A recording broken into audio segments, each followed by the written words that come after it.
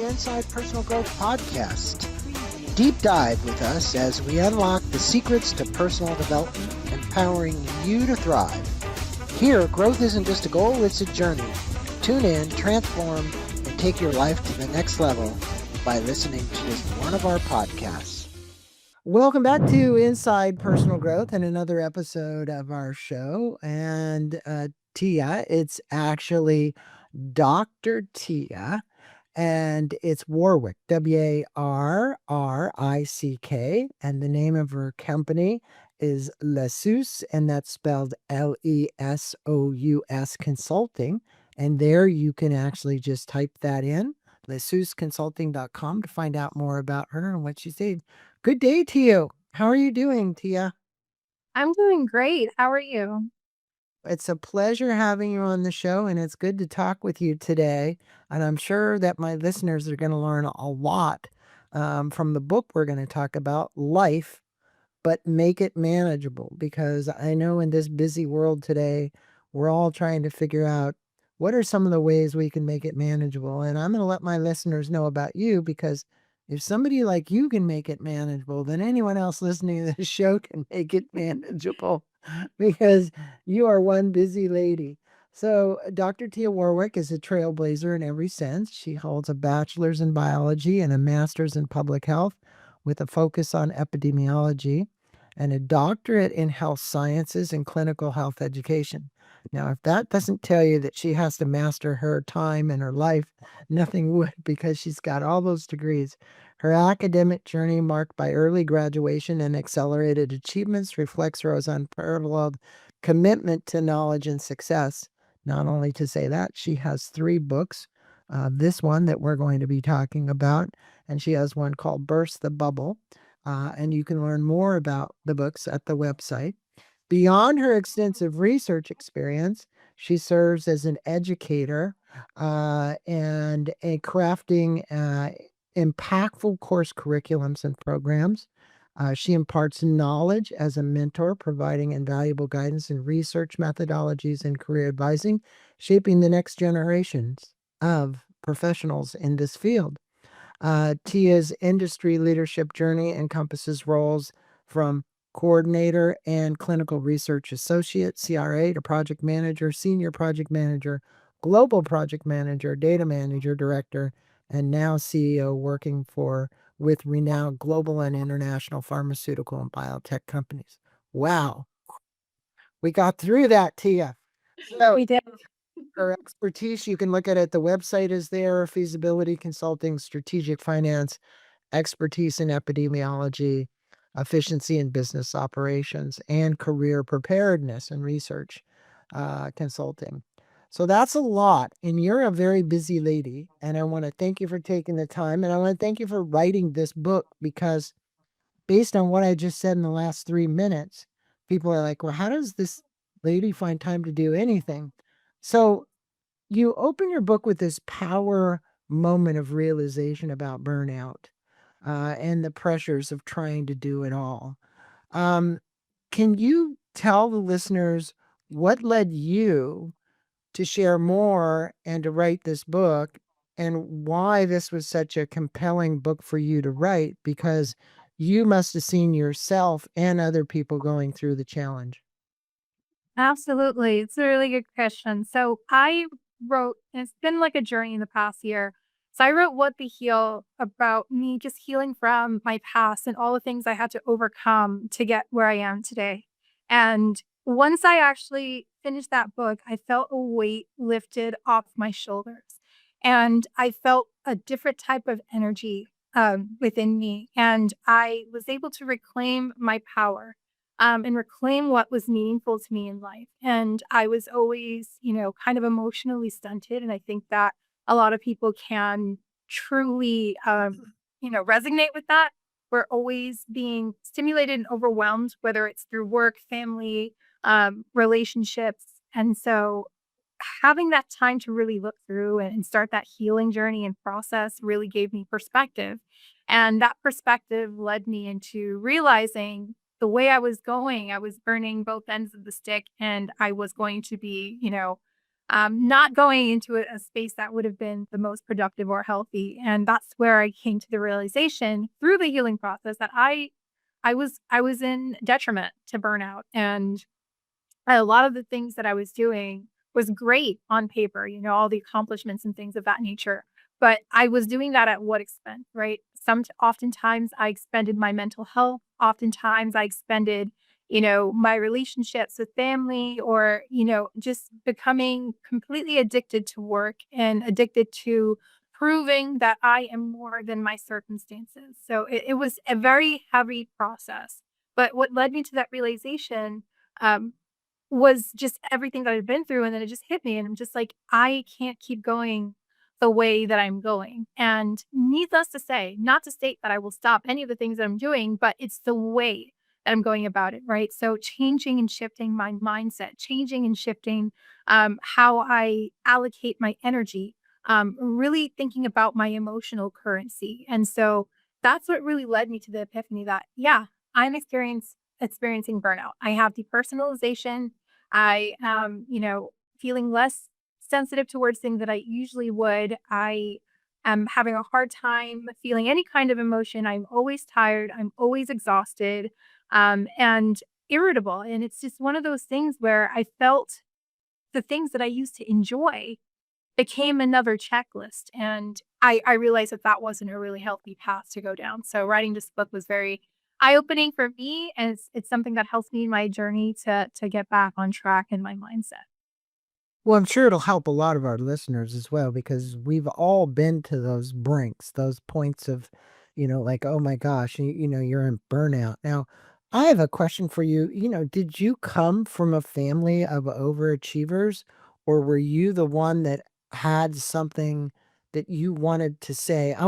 Just had an interview just prior to you with a gentleman that Coach John Wooden was one of his mentors, and he knew him personally, which is the real famous coach UCLA, now deceased. But the point is that is it my best or is it the best?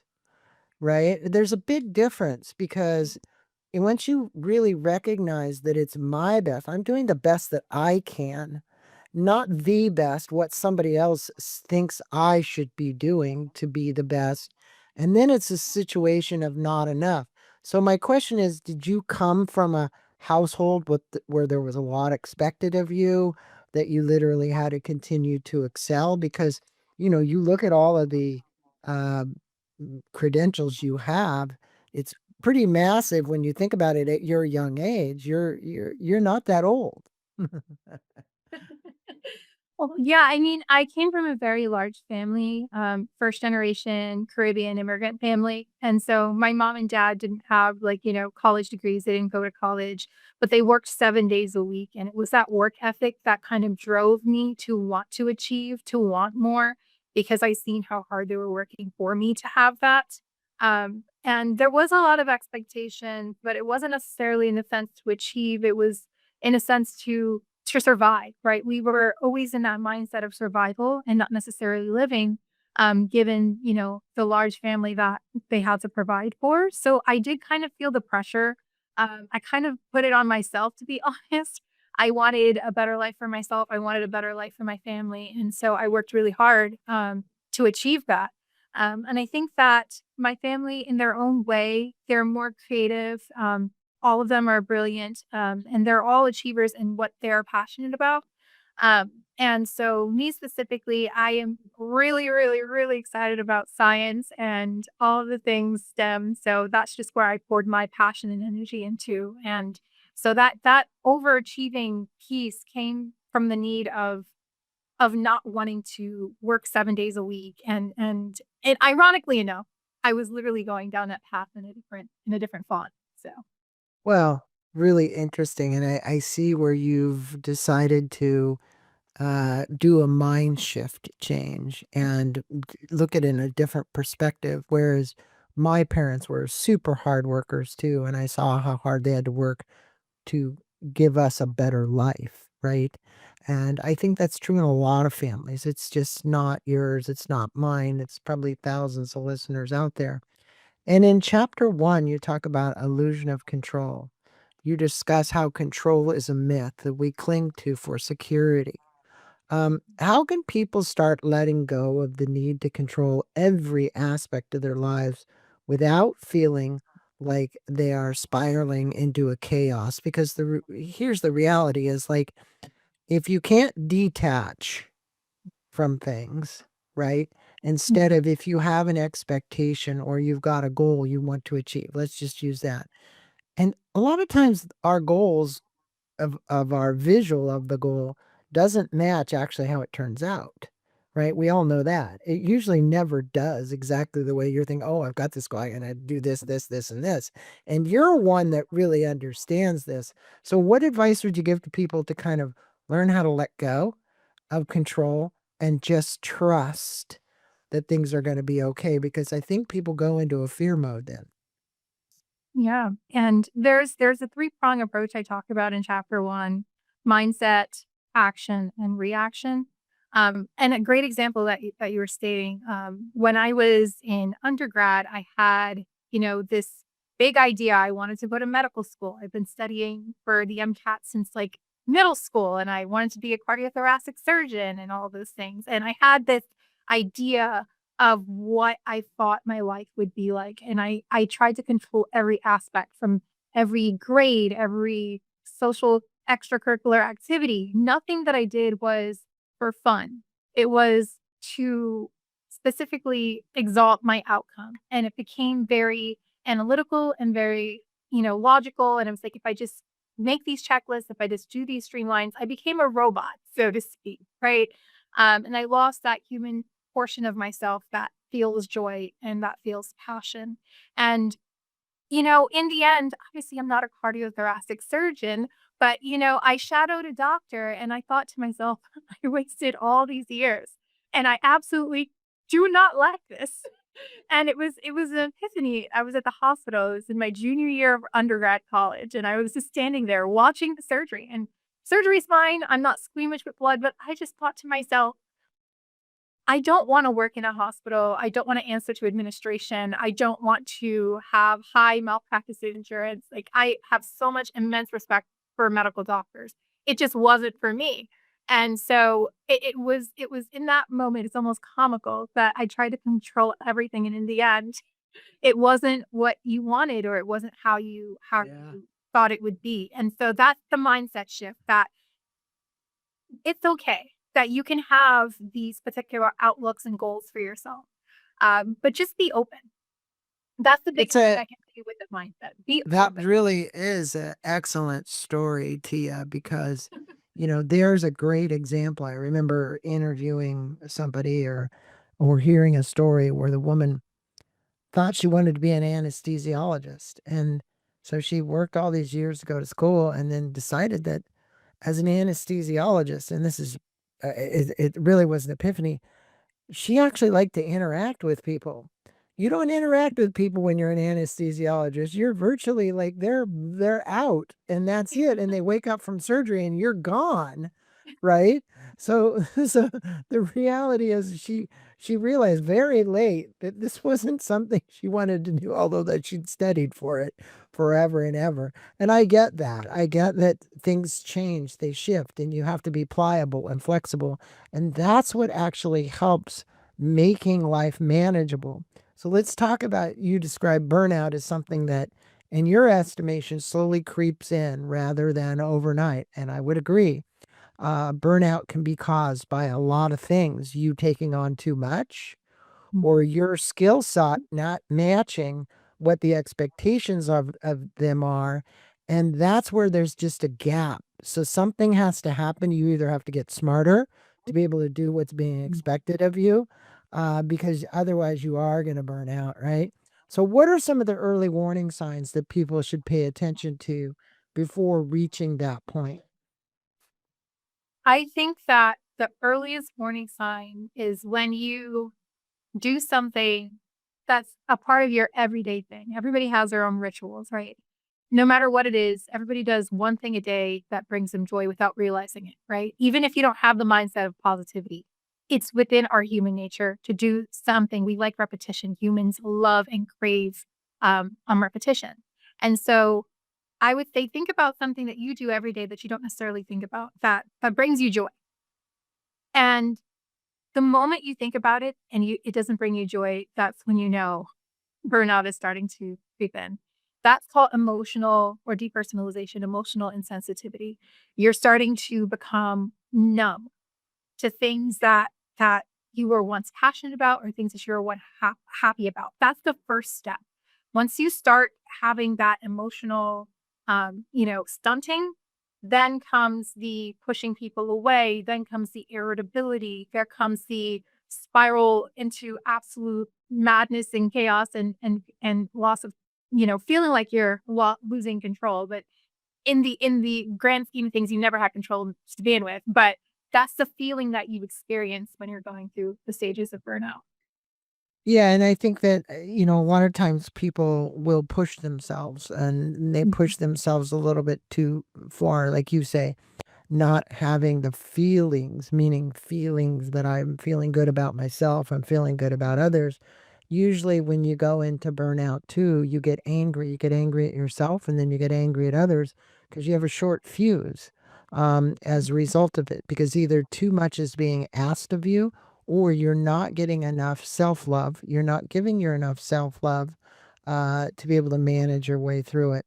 Now, you referenced this productivity trap, but the productivity trap isn't really uh, an inside thing, it's an outside thing frequently. Mhm. And you say our culture glorifies overworking. Um, how could people redefine, as you have, and you've fortunately caught this soon enough, what their idea of success is? That's a really great question. I mean, it took me a very long time to create that metric, and I think that everybody has to find that definition for themselves, but I think some of the tools that can help them come to those, that definition for themselves is thinking about, you know, is your success money? Is your success passion? Is your success like, what is your success? Like, what will bring you the most peace internally? And we have external things that says, okay, we need a house, we need a car, we need a marriage, we need kids. That's what they say to have this dream. That is not the metric. And oftentimes it's not the metric for many of us, but we do those things because that's what the standard is. That's what society says. And so maybe your metric is owning a tiki bar on a beach. I mean, I don't know, but you have to think to yourself, what brings you joy? Now, there is a balance to that, right? So what brings you joy also, we can't ignore life and thinking about the things that we need to do as an adult, right? Take care of family, pay bills, all of those things. I'm not saying to completely be reckless and ignore those things. But when we think about the productivity trap, we think that just because we check something off on a list that we're productive. But at the end of the day, you know, again, how is your energy levels at the end of the day? How do you feel about yourself?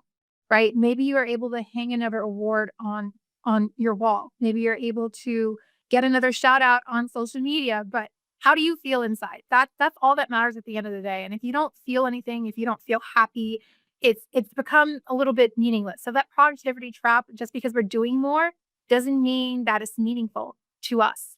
And so I think that we have to really start to look internally and think about what makes life meaningful for us, because that's how we'll be able to manage life a little bit better. And I think oftentimes people neglect their emotions and neglect themselves at the expense of their goals, their family, and society. Yeah, I a long time ago, I taught a course on purpose, and then I wrote a course with my son called Never Mind the Noise, Thriving in a World of Ever Increasing Complexity. And one of the things that I remember, Tia, was the fact that if you can learn to love yourself, meditate, or at least take some time for meditation so that you can get your head clear, it makes the day better and do things that you love doing, finding whether it's, taking a walk on the beach or in the woods or going to your gym or whatever it might be. You've got to kind of break it up.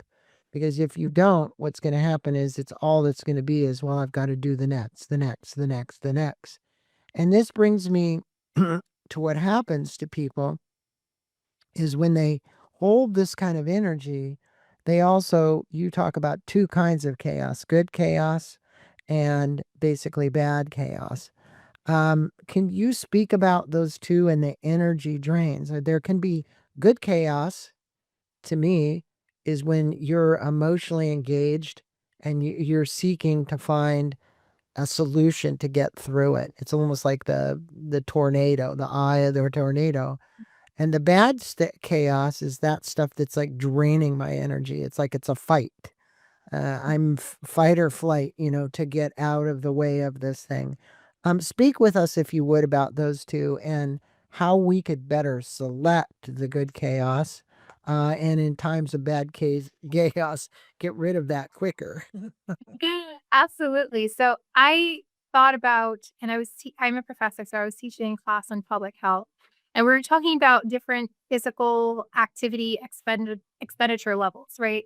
And it dawned on me, it was like if we can think about physical energy, why can't we also think about emotional energy? Physical energy is way easier to track because there's METs and there's legitimate quantitative aspects or variables that we can track at a biological level to say, okay, this is what your physical activity levels are, right? There's metrics.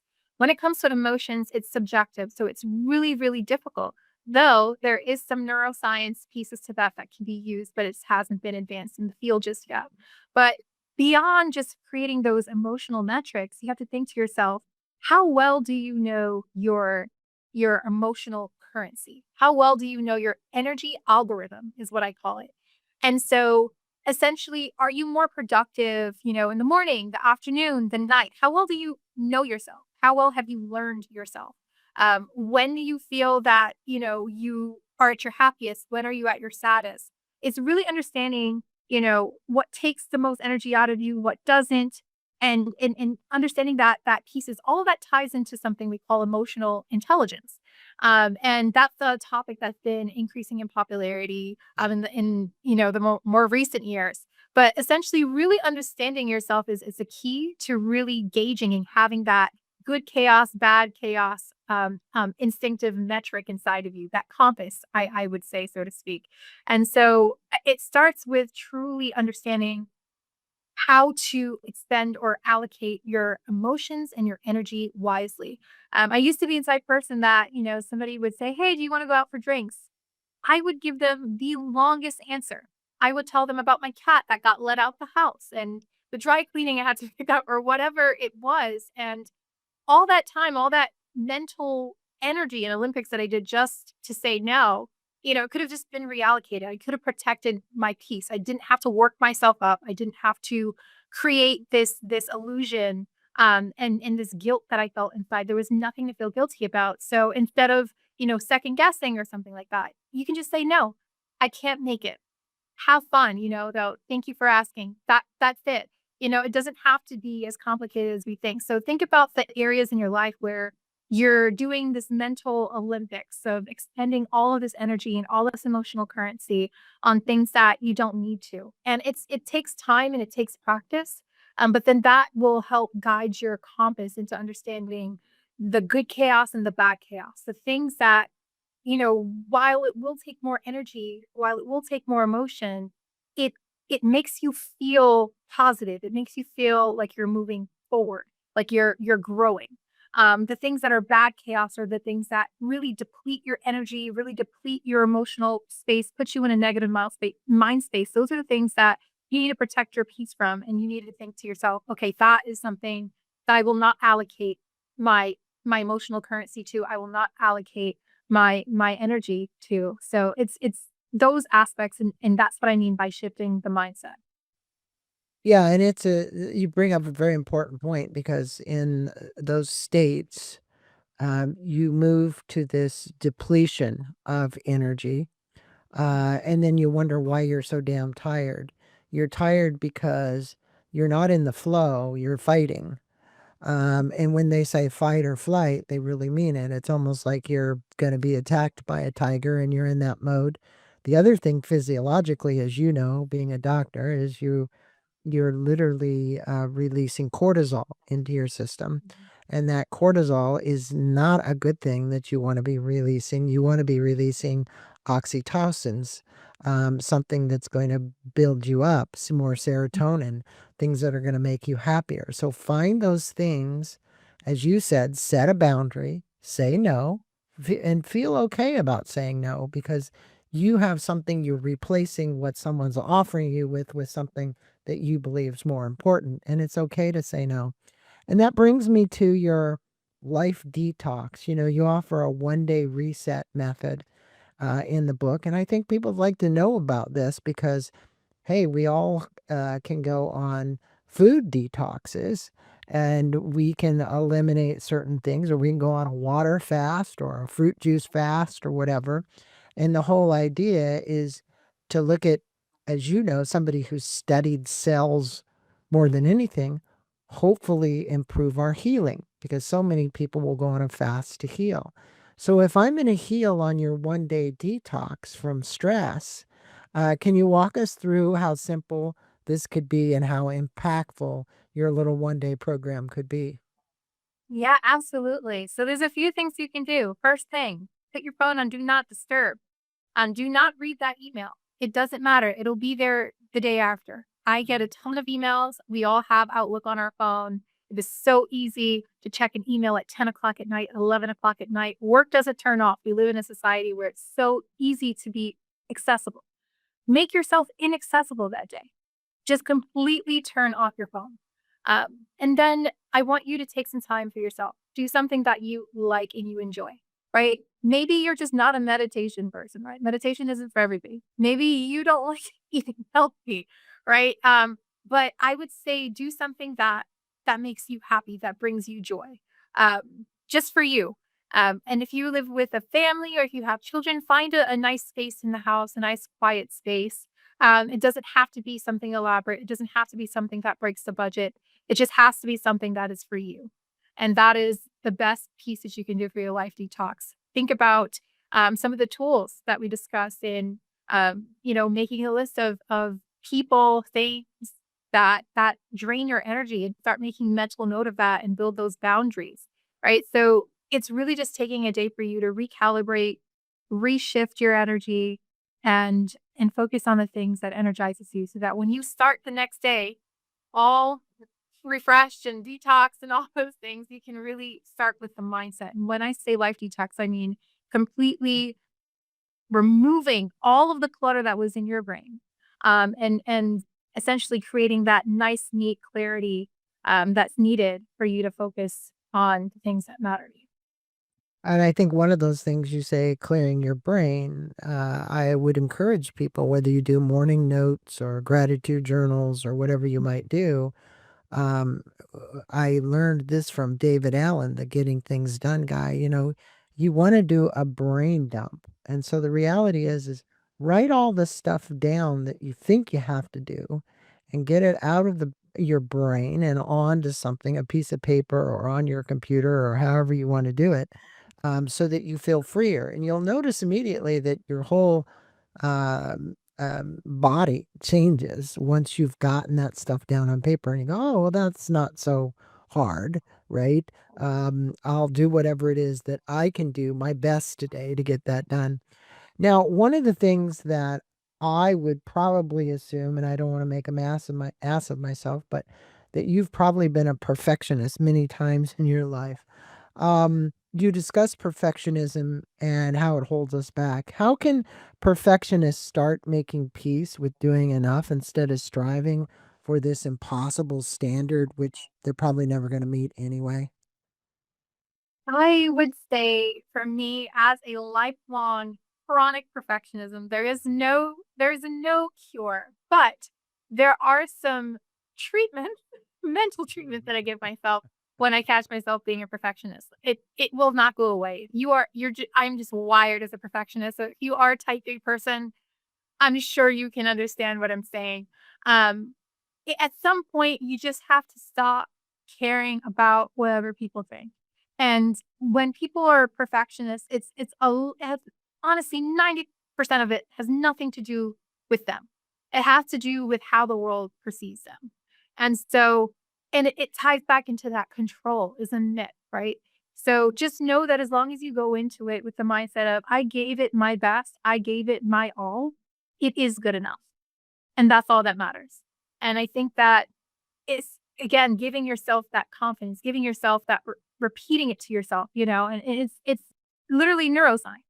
The more you tell yourself something, the more you begin to believe it. So it's rewiring those neuronal pathways and retraining your mindset. Well, the subconscious mind is an extremely powerful tool, one that people don't realize that if they reprogram it, like you're asking them to do, can make a huge impact on the outcome because of basically what you've done is it doesn't know any different. So when you program it, it's just going to basically respond accordingly.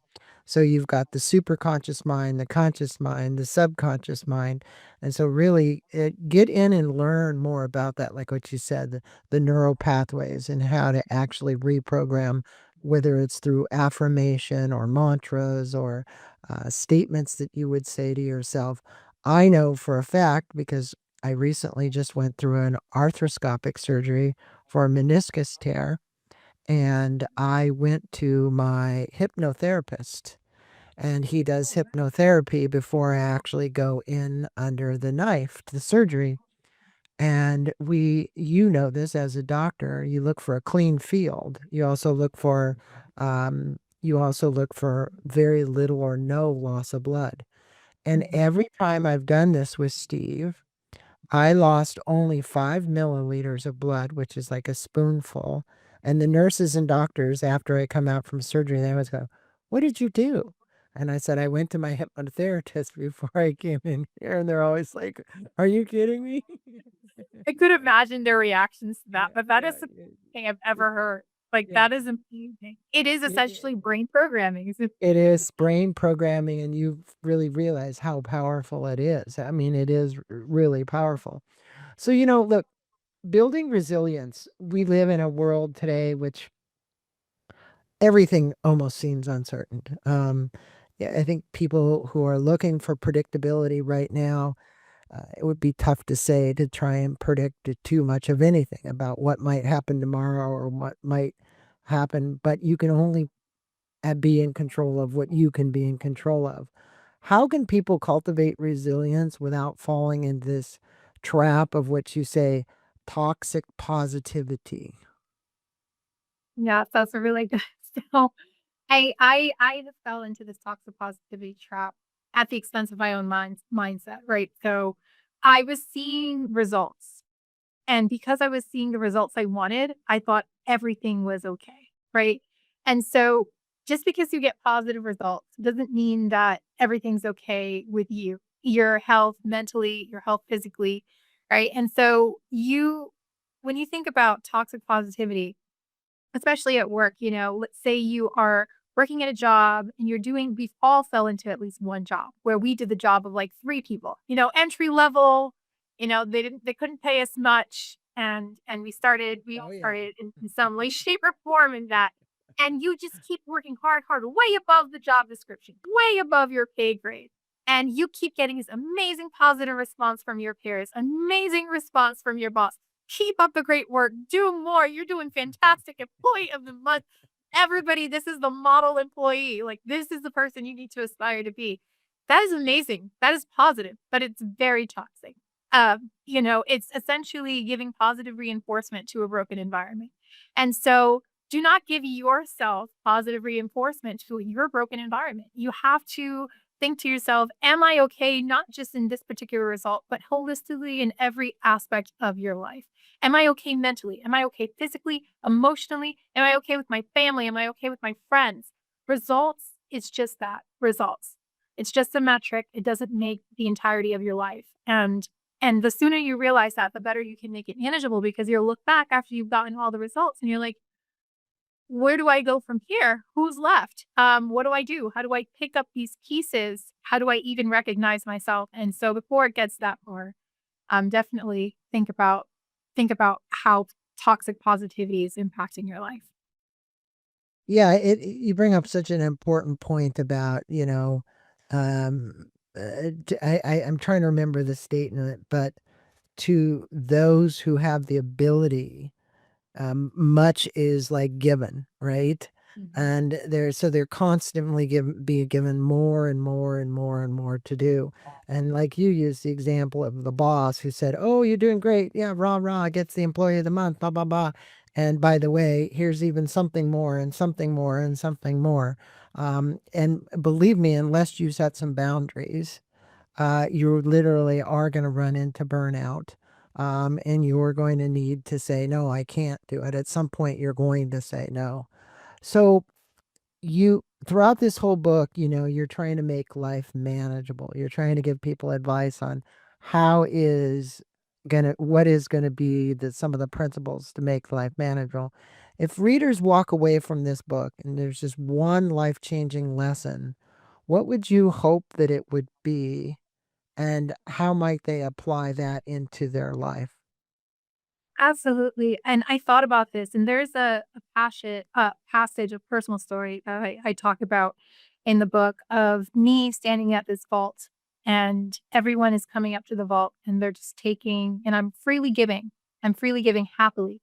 My passion for others, my love for others, my positivity for others. I'm just giving and I'm giving and I'm giving and I'm giving to everybody else. I want everybody else to be amazing. Um, until one day I decided to turn around and go into that same vault and give something to myself.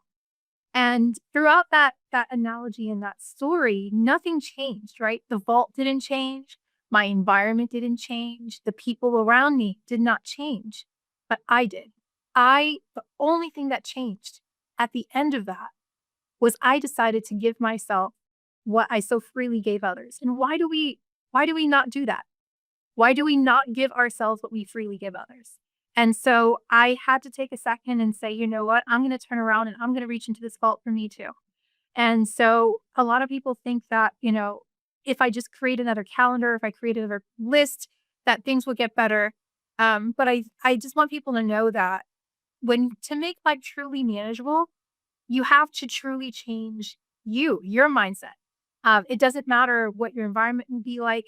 If you have that internal peace, if you feed yourself the same way you feed everybody else around you, that is what's going to make your life manageable. And that's what I truly want people to take away from this, to be kind to themselves, to really learn themselves. And it's only through learning yourself that you can learn to love yourself. And so those are the biggest pieces that I want people to take away. Well, Tia, the analogy about the vault is a good one because I think going into the vault and taking out something for yourself, and that to me would be the self-love because when you're giving, giving, giving, you're usually giving people support, you're helping them with something, you're answering questions, you're doing whatever it is that you do to actually help and guide them. And a lot of people keep coming back in asking for more, right? And what I like is at some point you're saying, no, you guys have to learn it on your own. You have Mhm. to go this on your own. I know when you're a teacher like you are of students that are on the path, they just have to get the experience. It's like you Mhm. said, hey, I wasn't afraid of the blood when I watched this thoracic heart surgeon do what he did. At some point, you have to get in there with your own hands and start working with it, right? And that's why they have those surgery centers where all the students are gathered around looking down on the doctor doing what he's doing. So, but at some point, they're going to move from the chairs looking at the doctor actually being in that operating room. So, you give some great advice here in this book. And for my listeners, just go to lesouconsulting.com to learn more about Dr. Tia Warwick and her books, her and her books. We will put a link to Amazon to this book. This book is releasing on April 3rd of this year. So this would be a great book for you to get, for you to kind of decide how you're going to manage your life and what are some of the tools that you could use to manage your life. Um, Dr. Warwick, I appreciate you being on. Namaste to you. Thank you for Mhm. Thank you for taking the time to address our listeners.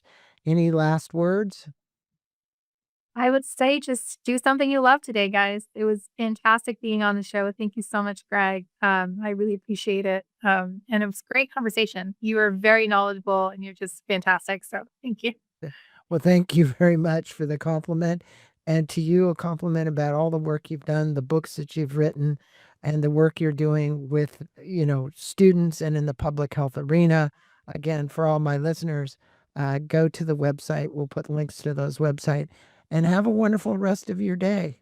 Thank you You so said much. Buffalo. You're in Buffalo, right? Buffalo, New York. Buffalo, New York. Well, you enjoy it. Hey, thank you. Bye.